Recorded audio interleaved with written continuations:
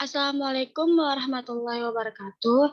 Kami dari kelompok 6 akan mempresentasikan hasil diskusi kelompok kami mengenai konsep dasar informasi, lalu sistem informasi keuangan, lalu sistem informasi manajemen, dan sistem informasi sumber daya alam. Sebelum itu, kami akan memperkenalkan diri kami terlebih dahulu. Saya Zara Priliani. Saya Regita Julia Putri. Saya Zafira Azhar Oktavia.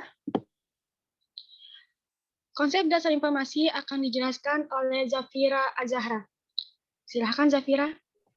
Pengertian sistem informasi adalah suatu sistem di dalam suatu organisasi yang mempertemukan kebutuhan pengelolaan transaksi harian, mendukung operasi, bersifat manajerial, dan kegiatan strategi dari suatu organisasi dan menyediakan pihak luar tertentu dengan laporan-laporan yang dibutuhkan. Next.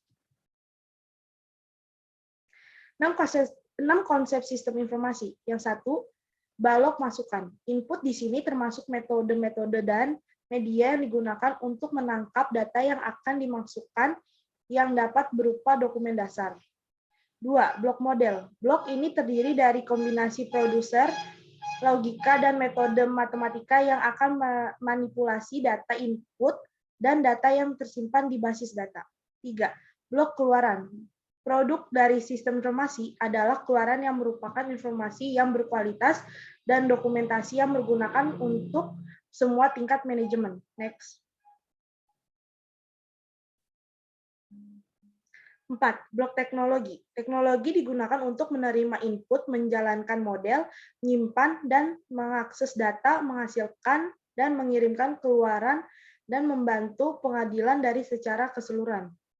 5. Blok basis. Merupakan kumpulan dari data yang saling berhubungan satu dengan yang lainnya, tersimpan di perangkat keras, komputer, dan digunakan untuk perangkat lunak untuk manipulasinya. 6. Blok keadilan. Berapa pengadilan perlu dirancang dan diterapkan untuk meyakinkan bahwa hal-hal yang dapat merusak sistem dapat dicegah atau bila terlanjur terjadi kesalahan dapat langsung diatasi. Next. Pengertian data. Deskripsi tentang benda, kejadian, aktivitas, transaksi yang tidak mempunyai makna atau tidak mempunyai pengaruh secara langsung kepada pemakai. Next. Pengertian sistem informasi. Data yang telah diproses sedemikian rupa sehingga meningkatkan pengetahuan seseorang yang menggunakan data tersebut untuk menjadi sumber informasi yang sangat baik. Seringkali diukur berdasarkan relevansi, ketepatan waktu, dan akurasi. Selanjutnya dibaca oleh Regita. Sistem informasi keuangan. Sistem informasi keuangan adalah sistem informasi yang dirancang untuk menyediakan informasi mengenai arus uang bagi para pemakai di seluruh perusahaan. Sistem informasi keuangan merupakan bagian dari SIM yang digunakan untuk memecahkan masalah-masalah keuangan perusahaan. Tugas dan bentuk sistem informasi keuangan. Sistem informasi keuangan mempunyai 3 tugas pokok. Yang satu, mengidentifikasi kebutuhan uang yang akan datang. 2, membantu perolehan dana tersebut. 3, mengontrol penggunaannya. Terus ada bentuk sistem informasi keuangan. 1, bentuk laporan khusus. 2, bentuk laporan periodik. 3, hasil dari simulasi matematika. 4, saran dari sistem pakar. 5, dan komunikasi elektronik. Sifat sistem informasi keuangan.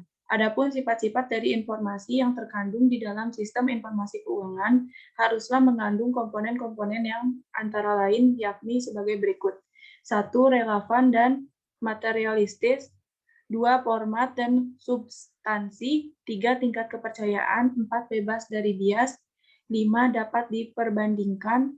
6, konsistensi. 7, dapat dipahami. Tujuan sistem informasi keuangan. 1, memenuhi prinsip cepat. 2, mempunyai prinsip aman. 3, certain is composite of hydrogen and helium. Sistem informasi manajemen. Sistem informasi manajemen adalah sebuah sistem terpadu yang menyajikan informasi guna mendukung fungsi operasi manajemen dan pengambilan keputusan dalam sebuah organisasi. Komponen sistem informasi Ada 7, 1 hardware, 2 software, 3 brainware, 4 prosedur, 5 jaringan komunikasi, 6 database, 7 file dan dokumen. Selanjutnya akan dibacakan oleh Jara. Sumber daya dalam sistem informasi manajemen. Yang pertama, people resource.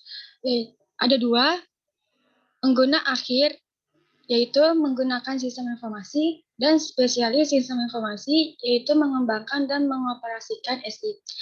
Lalu yang kedua ada hardware research, yaitu ada 2, komputer sistem yang berisi mikroprosesor, printer, scanner, monitor, dan lainnya.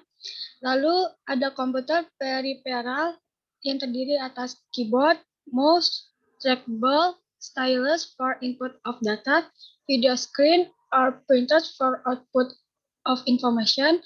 Lalu yang kedua, magnetic or optical disk drivers for storage of data. Next.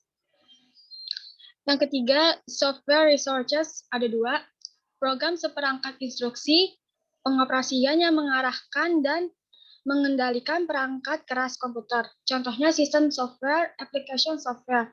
Lalu yang kedua, prosedur seperangkat instruksi pengolahan informasi yang diperlukan oleh orang. Contohnya perintah pengoperasian yang akan menggunakan sistem informasi. Misalnya mengisi sebuah formulir atau menggunakan paket perangkat lunak atau software. Lalu yang keempat ada data resources, yaitu ada 2. Data dapat berbentuk data alfanumerik tradisional seperti huruf, angka, dan karakter lainnya. Lalu yang kedua ada data dari sistem informasi terorganisir, disimpan, dan diakses oleh berbagai teknologi manajemen database. Lalu yang kelima, network resources, yaitu sumber daya jaringan untuk menjamin keberlangsungan data dan informasi. Next. Sistem informasi sumber daya manusia.